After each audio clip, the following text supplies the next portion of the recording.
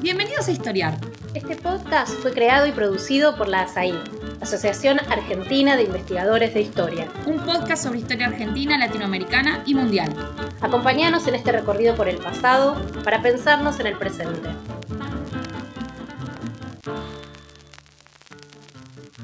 Bienvenidos y bienvenidas a un nuevo episodio de Historiar. Soy Gabriel Entín, investigador del CONICET en el Centro de Historia Intelectual y docente en la Universidad Nacional de San Martín y en la de Chile. Hoy vamos a hablar de América Latina con Carlos Altamirano a partir de la publicación el año pasado de su último libro, La invención de nuestra América, obsesiones, narrativas y debates sobre la identidad de América Latina, editado por Siglo XXI. Pero América Latina también será una forma de dialogar sobre el campo y el problema que ya se volvió sinónimo de Altamirano, la historia intelectual. Tomo 3 minutos para presentar a nuestro invitado. Su historia es también, de algún modo, la de la Argentina reciente. Altamirano es investigador principal del CONICET, profesor emérito de la Universidad Nacional de Quilmes. Junto a Oscar Terán compartió durante varios años la cátedra de Pensamiento Argentino y Latinoamericano de la Universidad de Buenos Aires y formó a fines de los 90 el Centro de Historia Intelectual en Quilmes, que desde hace 25 años edita Prismas, revista de historia intelectual. Publicó importantísimos libros, la mayoría de ellos editados o reeditados por Siglo XXI, que contribuyeron a crear el campo de la historia intelectual argentina. Señalo algunos. En colaboración con Beatriz Arlo, Ensayos Argentinos, de Sarmiento a la Vanguardia, y Literatura, Sociedad, los dos de 1983. Peronismo y cultura de izquierda, para un programa de historia intelectual y otros ensayos, Intelectuales, notas de investigación sobre una tribu inquieta. Dirigió Historia de los intelectuales en América Latina, son 2 volúmenes publicados por Katz, y La Argentina como problema, junto a Adrián Gorelick. Como si esta trayectoria no fuera suficiente, recibió en 2014 el premio Conex de Platino y otros prestigiosos reconocimientos. Pero esta es una de las formas de presentar a Altamirano. Hay otra, menos institucional, que tiene que ver con su rol de intelectual. Por esta categoría no me refiero a la idea del intelectual experto, excepcional, que mira por arriba a la sociedad. Por el contrario, Altamirano defiende y ejerce la idea del intelectual ciudadano, que anima la discusión pública, que reflexiona sobre la vida cívica y donde la democracia emerge como problema central. En su caso, la democracia argentina desde la segunda mitad del siglo XX. Altamirano comenzó con este recorrido en el mundo de las ideas en los 60, tenía 20 años, a través de su primera experiencia formativa en Corrientes, de donde es oriundo. Luego, como estudiante de letras en la Universidad Nacional del Nordeste, en el Chaco, fue maestro de escuela primaria, militante político en el Partido Comunista, del cual luego se distanciaría. Cito estas experiencias que Altamirano cuenta en Estaciones, esa suerte de autobiografía de su biblioteca básica, editada por Ampersand, porque cada una de ellas está atravesada por lo que podríamos llamar la zona Altamirano, una república de las letras en el confín del mundo austral, donde libros de distintas disciplinas, amigos y colegas, marcarían su labor lectora que lo convertiría primero en un hombre de revistas y editoriales en un contexto adverso como el de la dictadura militar.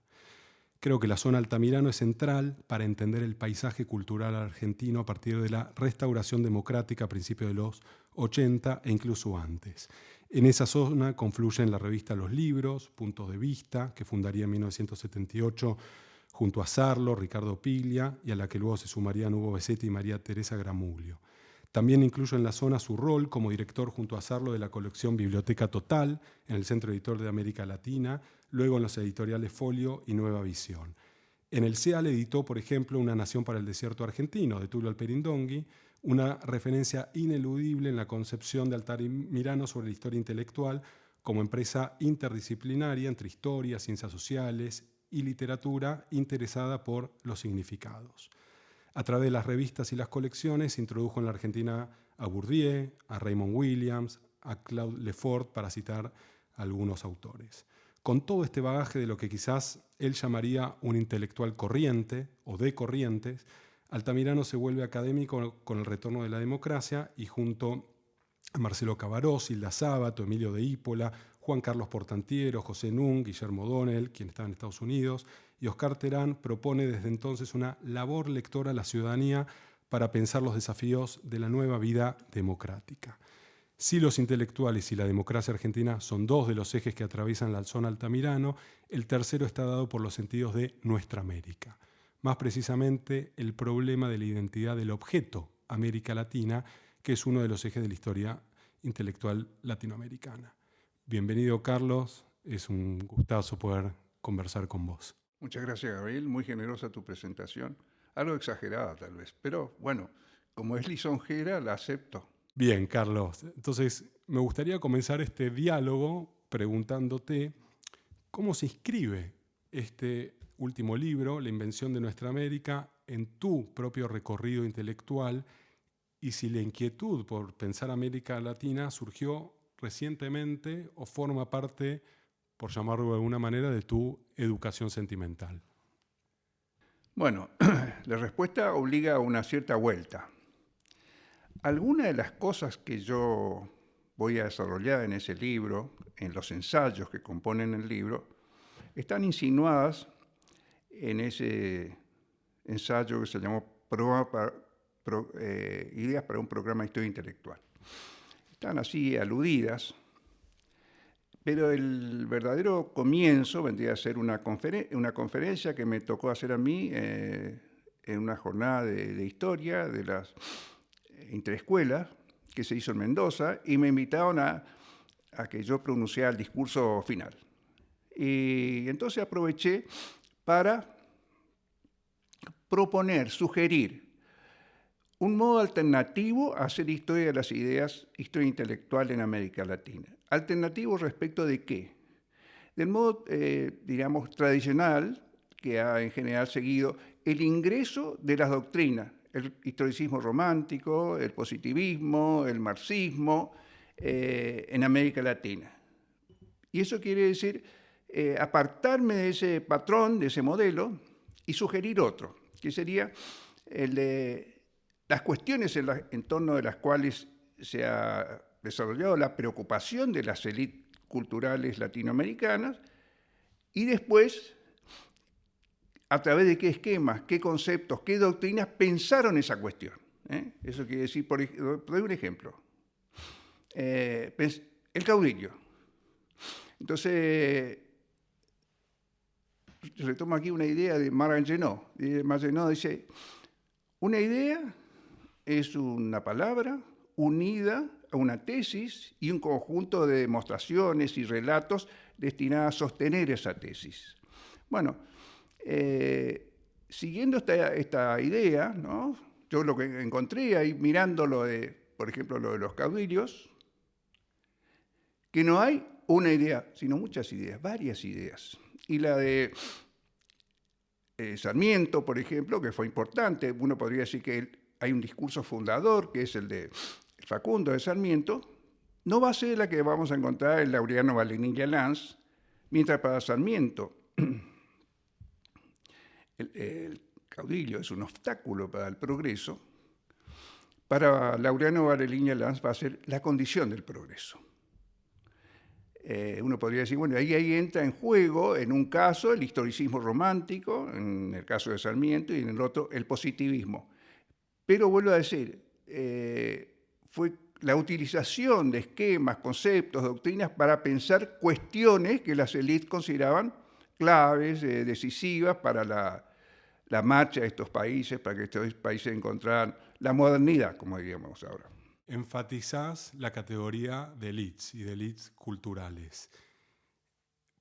¿Es el tema de la identidad latinoamericana necesariamente un tema de élites, y esto también relacionándolo con la propia historia intelectual, o lo que, como citás en tu libro, ¿no?, la inteligencia latinoamericana, a partir de la expresión de Alfonso Reyes? ¿Pasa necesariamente el problema de cómo pensar más allá de las doctrinas, esto de la élite, de la identidad, por las élites y por la reflexión que ellas hicieron tanto en el siglo XIX y en el XX sobre el continente? Bueno, uno puede plantearse el interrogante sobre la identidad de América Latina o de cada uno de sus países con los recursos que proporciona la sociología, la antropología y también la historia. Y ahí uno ve cuáles fueron los aparatos que aquí, como en otras partes, jugaron un papel muy grande. La escuela. Durante muchos años, entre nosotros, el servicio militar fue un ámbito de socialización y de argentinización, de nacionalización de una parte de la población que estaba en los 20 años y después en los 16 años. Y el deporte, ¿no? El fútbol. Entonces, uno podría tomar esa ruta valiéndose de los medios que te ofrecen estas disciplinas y preguntarse, bueno, ¿en qué sobresale América Latina? ¿En las ciencias? ¿En la música? ¿Dónde? ¿Cómo se casan? ¿En qué creencias tienen? Etcétera. Eso sería hacer un trabajo equivalente al que se hace en antropología, sociología, para otra realidad. Vuelvo entonces a la cuestión de ¿por qué el foco sobre las élites culturales? Porque lo que yo quería ver era de qué manera estos argumentos y relatos identitarios producidos por estas élites están ligadas a una idea de que la identidad contiene algo así como un mandato. Es decir, que la identidad no es solamente un modo de ser, sino algo que contiene en embrión un programa, un horizonte, que obliga o impulsa a hacer tales cosas y que, entonces, revisar esos relatos. Yo diría que lo que puse en foco en estos ensayos del libro son los relatos identitarios. Y comenzando el recorrido histórico por estos relatos identitarios, uno podría trasladarse al siglo XIX y ahí surge el tema del criollismo, ¿no? Los criollos o lo que algunos historiadores llaman el patriotismo criollo. Así es. ¿Por qué ahí hay un foco? Es uno de tus capítulos, de hecho, está consagrado a este problema, ¿no? Bueno, yo creo que ahí busqué desconstruir, por así decir,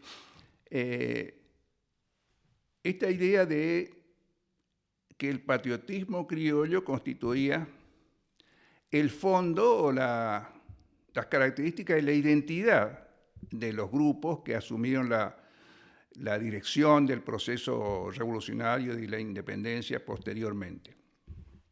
Preguntándome, estos sectores, que desde el punto de vista sociológico puedo llamar criollos, ¿cómo se identificaban a sí mismos?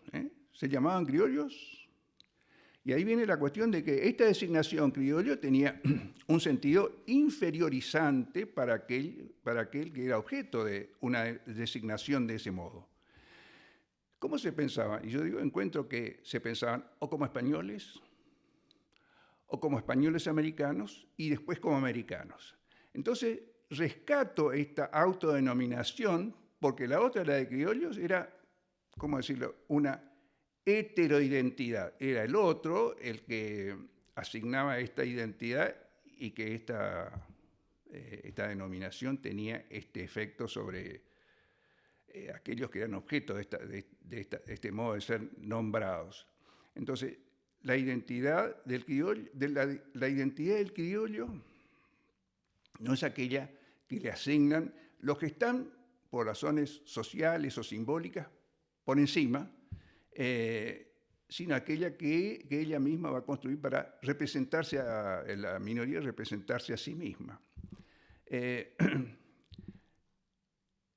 Esto me parecía que permitía comprender mejor lo que yo creo que eran o son todavía relatos militantes, es decir, relatos destinados a fundar no solo una identidad, sino asignarle un destino, un programa, algo que esa identidad lleva a sacar adelante, digamos. Esta sería más o menos la idea de... Entonces, ¿eran criollos? Leyendo una novela de John Coetzee, yo que encuentro ahí que los criollos holandeses en Sudáfrica no se llaman criollos, se llaman afrikaners. Entonces esto me hizo decir, ¿y acá cómo se llamaban los criollos? ¿No? Y entonces eso me iba a poner en cuestión la idea de que los criollos o conciencia criolla fuera la que me diera cuenta de cómo se representaban a sí mismos, en nombre de qué hablaban, en nombre de qué cuestionaban lo que consideraban la opresión española en un momento determinado. Esa sería más o menos la... Y aparte señalás en tu libro, ¿no?, que la categoría de criollo es más una categoría historiográfica que nace con Mitre, ¿no?, con las relatos nacionales, más que histórica. No sé si con Mitre, porque está en el libro de Alamán, Los criollos, está cuando caracteriza la sociedad mexicana en el siglo XIX y le atribuye a la acción de los criollos la revolución y la independencia. Era un conservador y por lo tanto no tenía simpatía por la empresa revolucionaria, ni siquiera era muy claro respecto de la independencia. Pero buscando documentos de las declaraciones de la independencia, excepto en algunos pocos escritos de México, ninguno invoca la condición de criollo de quien emite la declaración. Ahí entonces vuelvo. ¿Cómo se denominaban a sí mismos? O sea, ¿cómo se identificaban así? Y es una pregunta muy compleja, como el mismo Bolívar, ¿no?, lo señala en la Carta de Jamaica. Así es, no somos europeos, no somos indios, somos una clase intermedia. Y nos hallamos en el caso más extraordinario y complicado. Así es. Y cómo, porque una de las cuestiones que señalaste recién es que la identidad también está muchas veces asociada a la idea de un destino, ¿no? Manifiesto. ¿Crees que ahí, a partir de esta idea también de nuestra América, está asociada con una idea de la patria grande que no necesariamente es histórica? Si volvemos a Bolívar, cuando él intenta hacer esta unidad, ¿no?, con el Congreso de Panamá en 1826, bueno, es un fracaso. Fracaso. Y las independencias, lo que vemos, más que unidad, es guerra. Así es. Entonces, ¿cuánto hay de mito en la idea de identidad latinoamericana? Mito es una palabra fuerte, ¿no? Yo prefiero aquí un término, no digo neutro, relatos identitarios, ¿no? Entonces, hay relatos identitarios, se construyen más o menos en el último tercio del siglo XIX, en que la historia del pasado es interpretada a la luz de un proceso que conduce a la independencia y donde los actores de esta empresa no hacen sino realizar algo que estaba ya en el comienzo. Ese sería el caso de Mitre, pero no solo el de él, de dotarle a la empresa independentista de 1808 en adelante un linaje, y un linaje que está en el comienzo. O sea, ya hay signos de esto, o ya habría signos de esto, en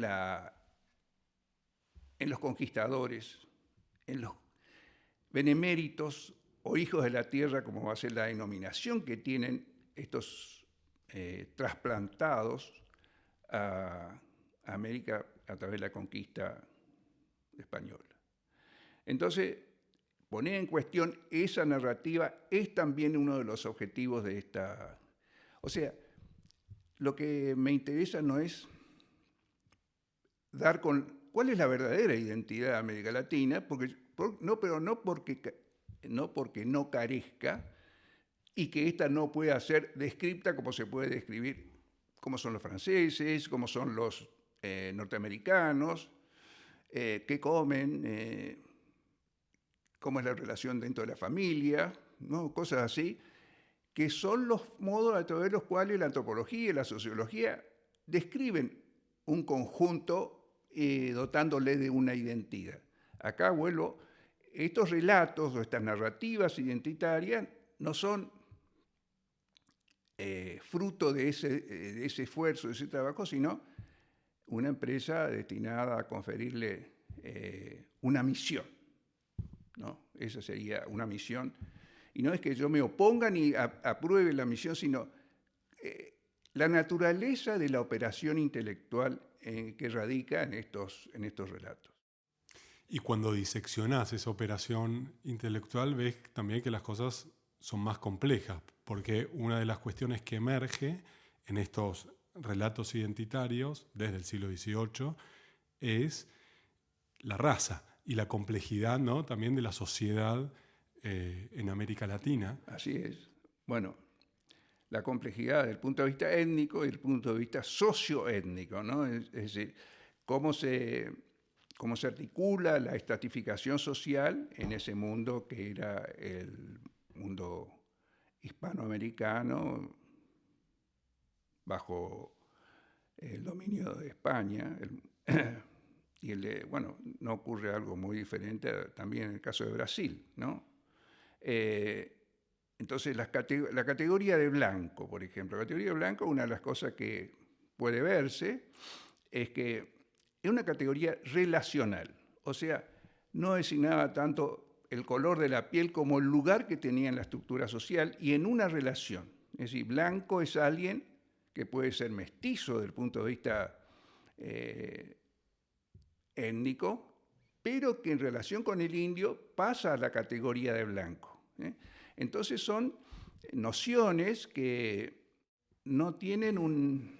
Relativas, ¿no? Sí, relacionales, prefiero, ¿no? Relacionales. Sí, posicionales. Sí, implican relaciones. Sí. Efectivamente. Y un tema interesantísimo que creo que recorre también los 7 capítulos de tu libro es la idea de que no nos basta América Latina para pensar la identidad latinoamericana. Es decir, siempre estás estableciendo como un ida y vuelta con el afuera, ya sea Estados Unidos, ya sea Europa, ¿no? Por ejemplo, bueno, en las independencias, el otro español, el tema de la categoría, ¿no?, América Latina en oposición a la América anglosajona y la guerra hispano-estadounidense, ¿no?, a fines del siglo XIX. Sí, la guerra por Cuba, digamos. Exacto. Entonces, ¿es así? O sea, ¿necesitamos salir de América Latina para pensar esta identidad también? No es necesario salir de América Latina en el sentido de que, en realidad, América Latina, o los que se ocupan, los estudiosos, los historiadores, antropólogos, arqueólogos, lo que hacen es apropiarse de herramientas que en general no han sido producidas acá. Pero quiero añadir algo. Hace unos años, ya no me acuerdo, son unos cuantos años, yo impulsé una obra colectiva que se llamaba algo así como Conceptos Críticos de Sociología. Yo seleccioné 50 voces y ahí participaban estudiosos de toda América Latina. ¿Y qué es lo que yo quería? Y eso creo haber logrado en ese libro.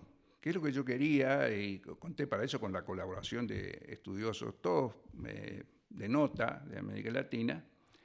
Era ver, por ejemplo, sea la noción que tomara, qué inflexión había tenido esa voz en su incorporación al lenguaje sociológico o antropológico latinoamericano. Se pensara en la noción de campo intelectual, en cualquiera de las nociones recibidas y asumidas y convertidas en instrumentos de estudio, a la hora de referirse a la experiencia local o la experiencia de América Latina, ¿qué inflexión cobraban? ¿Qué había de nuevo? ¿Qué coloratura le imprimía la experiencia latinoamericana a esas voces? Entonces ahí veo un movimiento. Uno, de importación o de incorporación. Y la otra de adaptación a contextos que no eran los contextos originarios. Un poco eso es lo que veo yo que ocurre, ¿no? Tomemos cualquiera de las orientaciones en que pensemos, vamos a encontrar ahí que hay una recepción y reelaboración de nociones, doctrinas, procedente en general o durante mucho tiempo de Europa y después a partir de este momento también de los Estados Unidos, ¿no? Sobre todo, por ejemplo, la problemática del desarrollo, y que esta comarca es una comarca del subdesarrollo. En eso jugó un papel muy grande la sociología y la doctrina económica norteamericana. Si pienso, por ejemplo, en Gino Germani. Gino Germani tiene una deuda, su obra, que creo que fue extraordinaria, tiene una deuda con el estructural funcionalismo. Pero durante mucho tiempo se hizo de Gino Germani solo un estructural funcionalista. ¿Sí? Que se lo acusaba de no ser sino un importador de una doctrina norteamericana. El libro de un colega nuestro, Alejandro Blanco, mostró una personalidad intelectual mucho más compleja, con un discurso más próximo al de la socialdemocracia que al de un ideólogo que no tenía otro interés que el de la modernización de estas sociedades. Vamos a hacer una pausa y ya volvemos. Este es el podcast de ASAI, la Asociación Argentina de Investigadores en Historia. Te invitamos a asociarte y a seguirnos en las redes, en Twitter, en Facebook, en Instagram. Podés encontrar toda la información sobre la asociación en nuestra página, asai.org.ar. Te esperamos todos los sábados con un nuevo episodio de Historiar sobre los grandes temas de nuestro pasado, abordados por especialistas e historiadores profesionales de manera rigurosa y cordial. Seguimos con nuestro episodio de hoy. Y en el libro, Carlos, también discutís esta idea reduccionista de la importación, recepción pasiva de los agentes, y eso se ve, creo, bastante bien con el propio nombre, con la historia que reconstruís del propio nombre de América Latina, ¿no? Donde participan, bueno, desde un francés, Michel Chevalier, en el siglo XIX, un colombiano, José María Torres Caicedo, un chileno, Francisco Bilbao. ¿Podrías contar qué viste en esta historia y por qué te interesaste en la nomenclatura América Latina? Bueno, lo primero era esta pregunta que uno puede, no sé si era obvia, pero era decir, ¿por qué nos llamamos latinoamericanos? Porque llamamos a este territorio en el que habitamos América Latina. Entonces, espigando en la literatura, lo que voy a encontrar es que el nombre de América Latina no fue sino el que terminó por imponerse, entre otras denominaciones posibles, algunas de las cuales tuvieron no solo cierta duración, sino que estudiosos muy reconocidos de América Latina, como es la noción de Hispanoamérica, va a ser asumida y yo diría nunca abandonada por estudiosos como Pedro Enríquez Ureña o Alfonso Reyes. No creo que Borges, para hablar de un argentino, alguna vez haya, no creo, no digo, no puedo asegurar enfáticamente, no creo que alguna vez haya cedido a la denominación América Latina. De modo que... ¿Por qué crees que Borges no utilizaba la...? Y porque él integraba una familia en la que estaba una familia cultural, intelectual, más próximo a Alfonso Reyes, a Martínez Estrada, digamos, un compatriota. Y creo que veía en la noción de América Latina una presión a la que él no quería ceder, ¿no? Y la tesis esa que él va a desarrollar en un ensayo famoso, que en realidad fue una conferencia originalmente, en el que va a retomar la idea formulada ya por Pedro Enríquez Ureña de que la herencia cultural que teníamos era toda la cultura occidental, que no debíamos comportarnos ignorando ese hecho, ni comportarnos como se comportan. Él dice, bueno, no tener lealtades como el escritor italiano puede tener con su propia cultura, o el francés con la suya, nosotros podemos comportarnos libremente respecto de ese bagaje. Así que Borges es crítico respecto de los proyectos de argentinización que cortan el lazo, ¿no?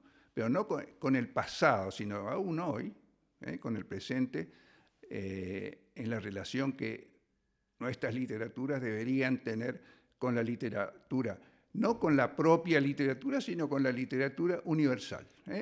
Pensaba que eso era lo que podía engendrar una voz poética en estos países. De lo que estás hablando, entonces, también es de la relación problemática ahí entre identidad latinoamericana y nacionalismos, ¿no? Así es, efectivamente. A ver, yo creo que Antonio Cándido, no sé si... Antonio Cándido, sociólogo, antropólogo, pero es conocida su obra sobre todo como historiador de la literatura brasileña. Bueno, la primera afirmación de Antonio Cándido es que la literatura de estos países es parte de la literatura occidental. Uno podría decir que eso es obvio, ¿no? Pero tenía un sentido polémico esta afirmación. Diría entonces que la corriente del nacionalismo cultural, que ha sido importante, que sigue siendo importante, encontró controversias por lado de algunas figuras salientes de la cultura de nuestros países. Cito el caso de Antonio Cándido, que fue un gran crítico, o puede ser el caso de Borges, se podrían nombrar otros, ¿no? Y volviendo al nombre América Latina, ¿qué viste ahí entonces cuando comenzaste a explorar la utilización? Porque por lo que afirmás es bastante tardía la generalización del nombre América Latina. Así es. Yo sigo ahí la ruta abierta por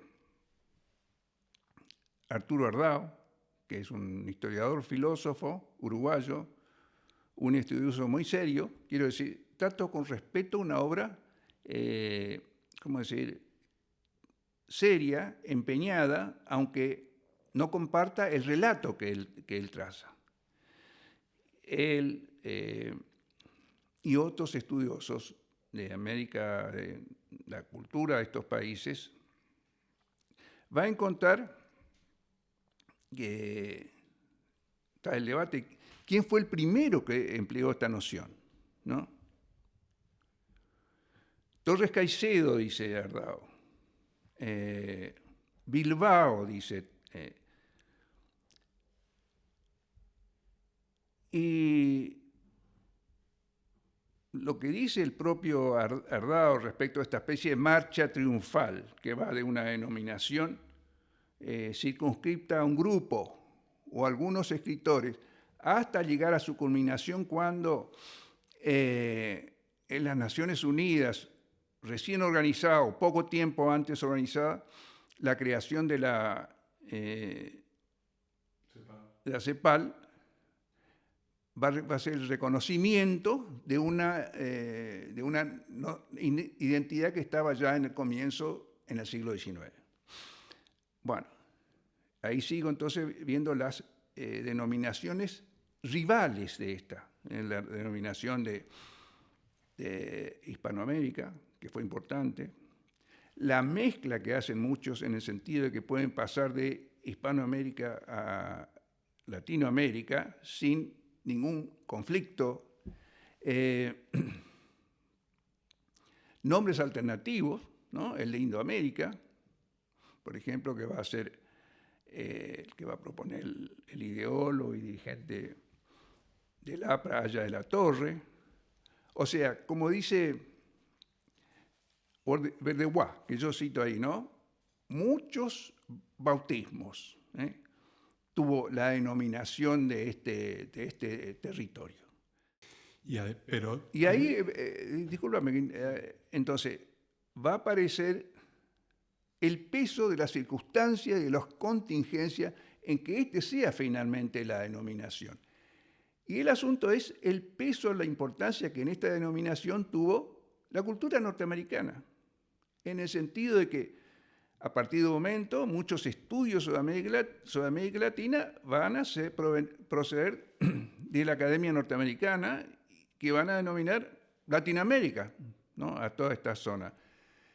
Y también el papel de Francia, que aspiraba, si no podía ser este territorio una colonia económica, podía ser un mundo en que ejercía una gravitación cultural.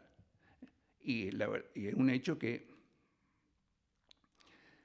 hasta el entrado los 20, los 30, podríamos decir, para los escritores intelectuales de América Latina, Francia era el país de la cultura, ¿no? Pero paradójicamente ahí también uno podía pensar que bajo el nombre de América Latina se escondía un proyecto imperialista, el de la Francia, ¿no? De Napoleón III, la invasión en México y Francia como la cabeza de la raza latina. Sí, así es. Pero ese fue un episodio importante que mostró el papel ideológico que tenía la noción de América Latina, en nombre de esa noción, de esa definición de este territorio, para garantizar el predominio de los latinos. Napoleón III va a apoyar esa empresa de conquista de México, de imposición de un soberano extranjero en México. Francia no va a reintentar una empresa de este tipo, pero la idea de ejercer una hegemonía cultural, yo creo que los poderes, las élites políticos intelectuales francesas no van a abandonar enteramente. Y al mismo tiempo, bueno, hablaste del territorio, de los espacios, y hay algunos espacios que no formaban parte o que no se integraban muy bien con esa idea original de América Latina, por ejemplo, como Brasil, ¿no? Digamos, con el eje república, monarquías. Bueno, a los ojos de algunos, para los cuales podría ser el caso de Bilbao. Bilbao, que era alguien de lo que llamaríamos un socialismo cristiano.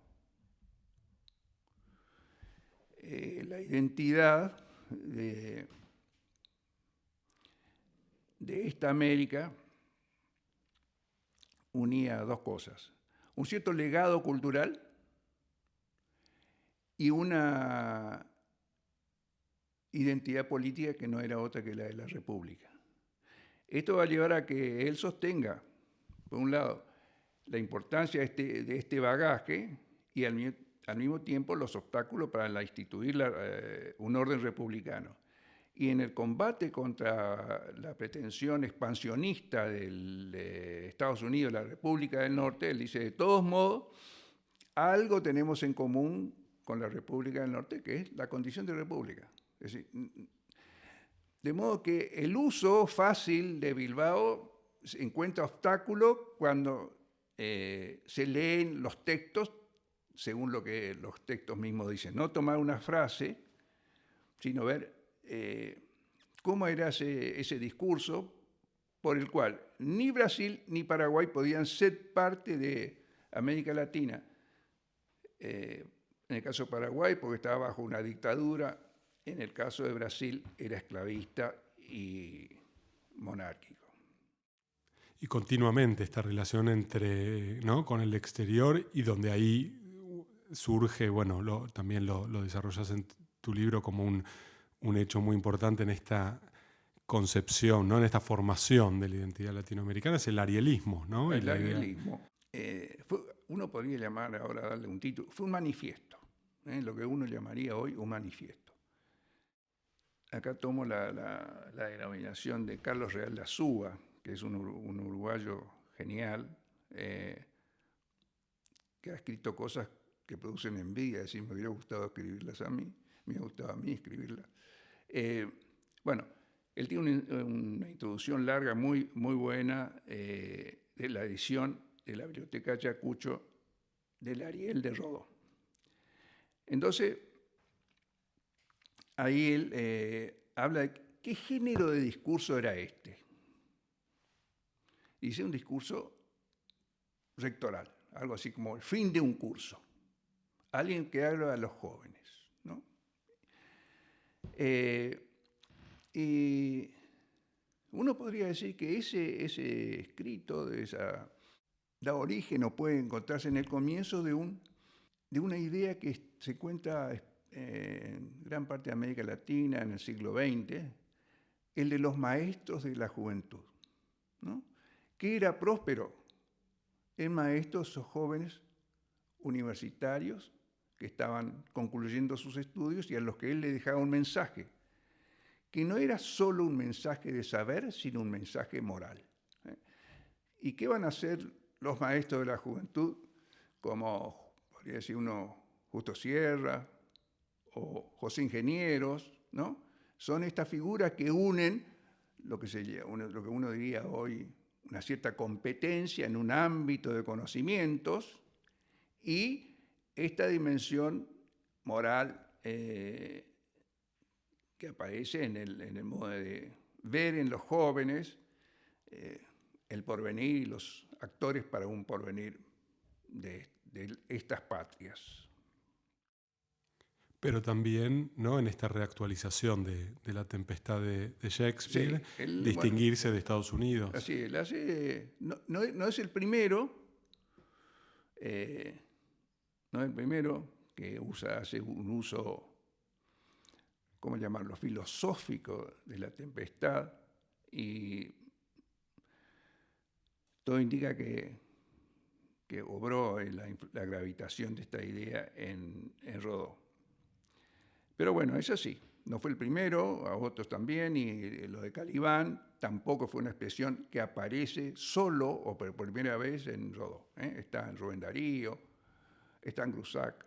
Pero sí tiene una influencia. Así es. Ninguna de estas expresiones tuvo la gravitación que el Ariel de Rodó.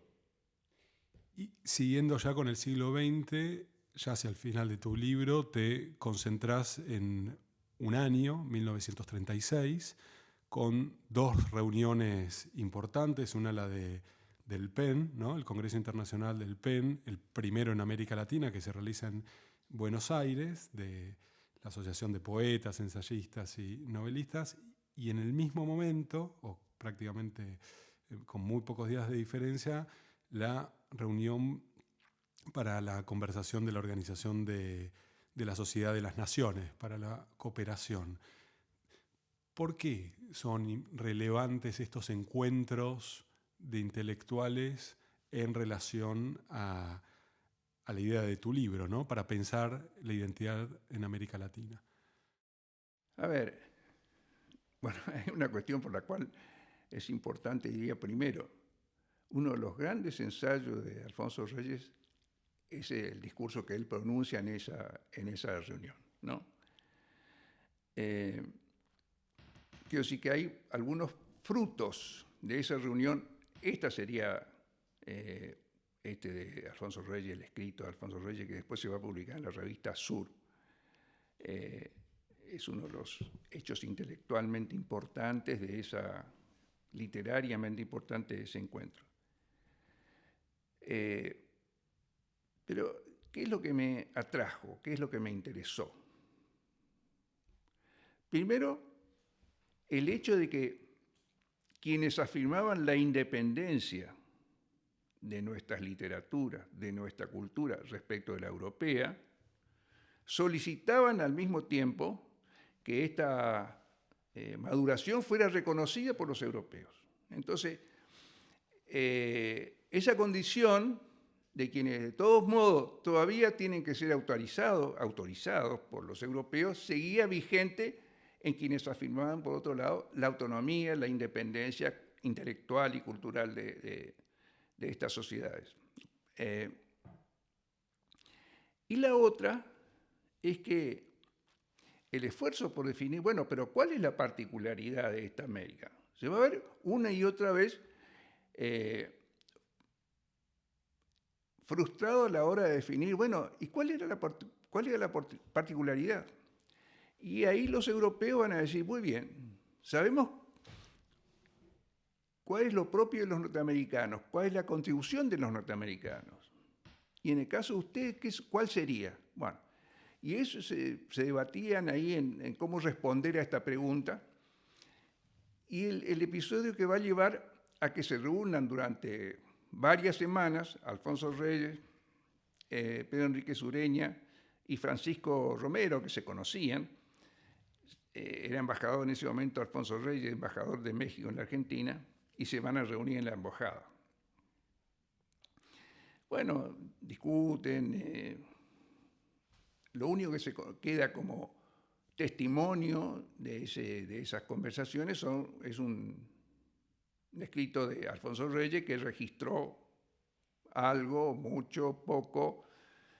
Bueno, pero la conclusión va a ser de nuevo. Estuvimos hablando, pero todavía no, esto requiere mucho más tiempo. En otras palabras, las dificultades que tenían de definir la particularidad que al mismo tiempo se atribuían. Y esto va a mostrar un poco la complicación de la relación con la cultura occidental y el modo de afirmar una diferencia, ¿no? Y esto va a seguir. Va a seguir. O sea, no se estableció cuál es esa particularidad latinoamericana. ¿Cuál era la particularidad? Entonces va a estar, la universalidad es europea, ¿no? Y la particularidad es hispanoamericana o latinoamericana. Bueno, este tema también recurrente que aparece y que lo acabas de mencionar, la idea del continente como adolescente, Sí. atrasado, pero al mismo tiempo frente a un destino grandioso. Sí. Bueno, no siempre fueron muy optimistas, ¿no? Porque la idea del continente adolescente es sobre todo la de la adolescencia eterna, o sea, la de aquel colectivo que nunca termina de salir de la adolescencia. Esto, ya para concluir, estamos casi terminando este diálogo interesantísimo, me lleva a una última pregunta que tiene que ver, bueno, hablamos muchísimo, creo que la palabra que más usamos es identidad, pero es una palabra que pareciera escaparnos, ¿no? Que pareciera diluirse un poco porque no es demasiado claro cuál es el sentido. Vos mismo decís que, bueno, la identidad no se busca, no se puede decir, ¿no? Acá está la identidad, entonces es contingente y sobre todo implica un proceso, interacciones, relaciones, como dijiste, ¿no? Exterior, interior, de subjetividades. ¿Cómo entonces podrías, ya para cerrar, sintetizar la manera en cómo se podría pensar el problema de la identidad? ¿Cómo lo ves vos? Si es entre los múltiples sentidos que tiene este concepto. Te voy a contestar, pero digo antes algo. Otra de las cosas que quise poner en cuestión en el libro es la idea de que hay algo así como un punto cero de la simbolización. O sea, el que llega a ver cómo son las cosas. sean los primeros conquistadores que vieron cómo era esta naturaleza, sus animales, o sea después, cuando se piensa que la Pampa es el primero que le echa una ojeada a la Pampa es Echeverría. O la Revolución. Sí. Entonces, la idea de que hay algo así como un punto cero, que no hay una simbolización previa y que alguien ve las cosas tal como son, ¿no? Y entonces ver de qué manera, en realidad, la mirada de los primeros españoles está marcada por una cultura que en parte es la cultura religiosa, en parte es la de los clásicos griegos, latinos, y que todo eso está en el modo en que miran lo que ven. Entonces, no se trata de qué dice que ven, sino qué es lo que ven. Eso es otra cosa que busqué poner en cuestión, la idea de...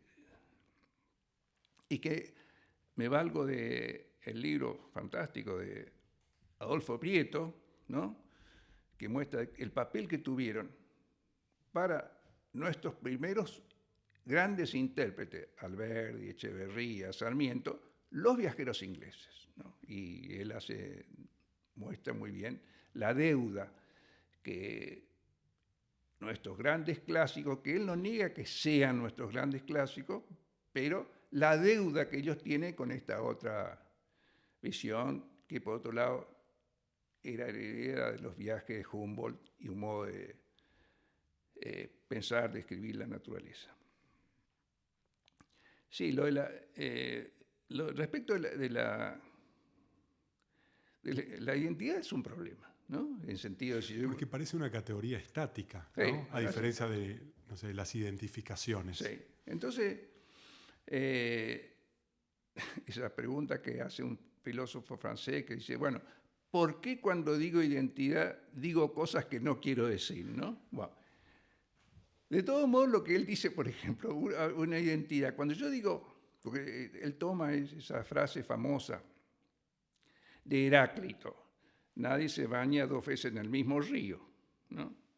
Y él dice, si yo entiendo por río, no el agua que corre, sino una cuenca que está siempre situada en un mismo lugar, sí me baño 2 veces en el mismo río. Entonces, no me baño en las mismas aguas, pero sí en el mismo río.